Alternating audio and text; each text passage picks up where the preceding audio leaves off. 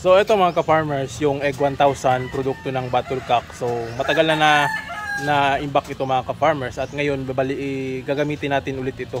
So magtitimpla tayo, imimix natin ito sa kanilang tubig inumin. So papakainin muna natin sila mga ka-farmers at saka magbibigay tayo nito para sigurong makakainom yung mga manok natin.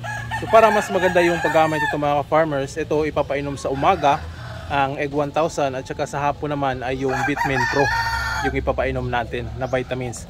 So ito, gumagamit tayo nito dahil gusto nating mapaitlog ng mabilis at maparami agad yung mga manok natin na huminto ng pag-itlog.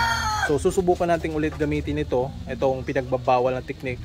So susubukan natin ulit gamitin ito mga ka-farmers kung magiging epektibo ba yung pangingitlog ng ating mga manok dahil sinamahan natin ito ng Egg 1000 na magpapaitlog sa ating mga alagang manok. So mamaya magtitimpla tayo at ibibigay natin sa ating mga alagang manok. Alright?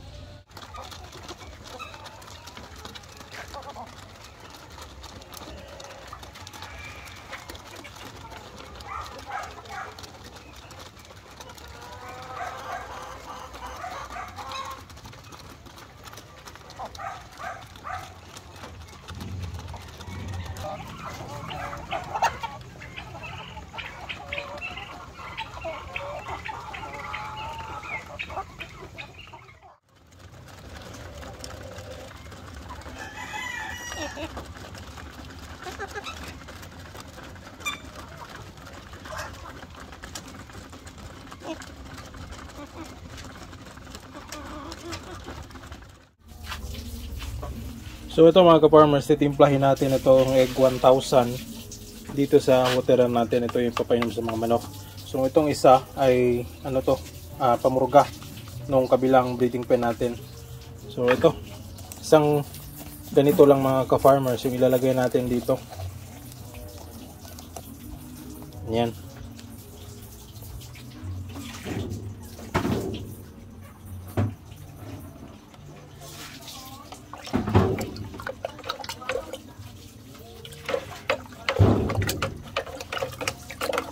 Isang galong tubig yan mga ka-farmers.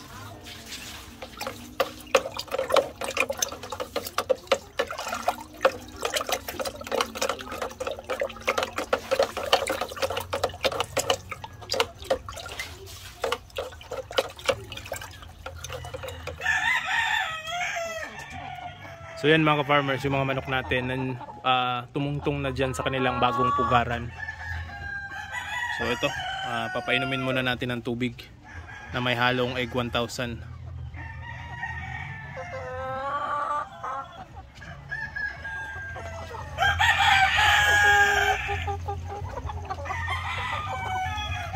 So ito mga ka-farmers, yung mga manok natin na pinainom natin ng Bastonero Plus. So hindi pa kasi ito napurga. Ito yung batch na naubusan tayo ng pamurga. Kaya ngayon lang natin napurga ng gamit itong water soluble na tubig. Water soluble na pamurga. So yan, na kanina mga after 1 hour na pinapakain natin sa kanila, yan, pinapainom na natin. So mamaya siguradong maubos din yan yung nilagay nating pamurga. Alright.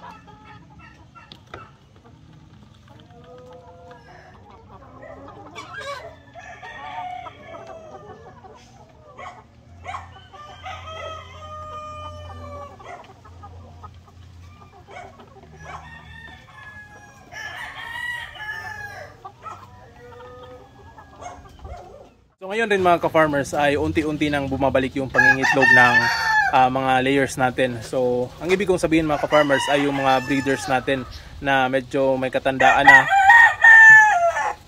na kumpara sa mga pulit pa lang o yung bago pa lang nagsisimulang mangitlog. So huminto yun mga ka-farmers dahil huminto yung pangingitlog nila noon dahil pinalitan natin yung commercial na feeds nila na patuka ng yung sapalang niyog mixture. So yung mga breeders natin noon mga ka-farmers ay huminto rin sa pangingitlog kasama ng mga bago nating mga inahin. Pero ngayon ay bumabalik na yung kanilang pangingitlog. So marami na din silang iniitlog araw-araw, kaya meron tayong mga nakukolektang mga itlog. So portable eggs din naman dahil hindi pa tayo nagbe-breeding. At maraming nagtatanong kung kailan tayo magbe-breeding, ay hindi ko pa alam mga ka-farmers dahil marami pa akong mga manok dito. At kilimitan na umu-order sa inyo is tagalayong lugar, which is mahirap naman magpadala ng mga manok sa shipping dahil napakamahal ang shipping fee.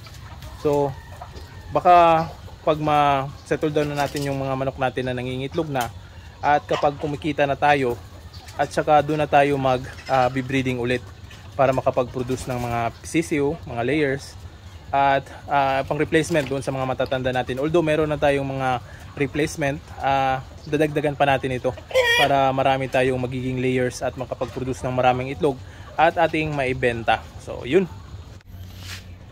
So ito yung mga nakolekta nating itlog mga ka-farmer for the past 3 days. Yan. So unti-unti nang bumabalik sa pangingitlog yung mga manok natin. So maraming na yung brown. Ito meron ding mga puti at yung mga medyo light na brown. So yan yung itlog ng ating mga manok, yung mga old natin na mga manok na nangingitlog. So noon ay konti lang yung iniitlog nila, pero ngayon bumabalik na dahil binalik na natin sa commercial feeds yung patuka nila. So ito ay aabot ng mga 2.5 tray. Kung may order nito ay diretso na ito mga farmers. So ayan, mix po ito, yung puti at saka yung brown, pero same lang din yan ng magkaiba lang ng breed, pero same lang din yung mga kinakain nila. Alright.